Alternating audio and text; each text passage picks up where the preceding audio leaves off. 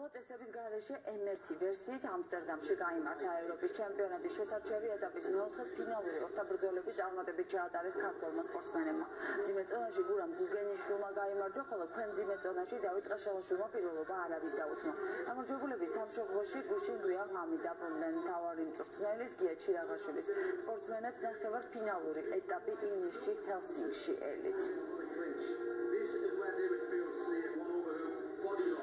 Ძართული ორთაბრძოლები იყო, იმიტომ ევროპის ჩემპიონატის მეოთხე ფინალი იყო და ჩვენი მოწინააღმდეგეები იყვნენ ჰოლანდიის ნაკრების წარმომადგენლები. პირადად რთული ბრძოლა მქონდა, ცოტა გამიჭირდა, იმიტომ 15 წუთი გამიჭირდა ბრძოლა.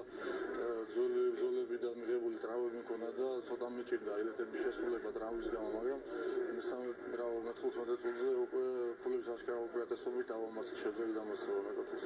ფიზიკური და ტექნიკური მონაცემებით ასე ვთქვათ, ორი თავით მაღალი და აშკარა უპირატესობის სარგებლობდნენ ჩვენი ბრძოლები.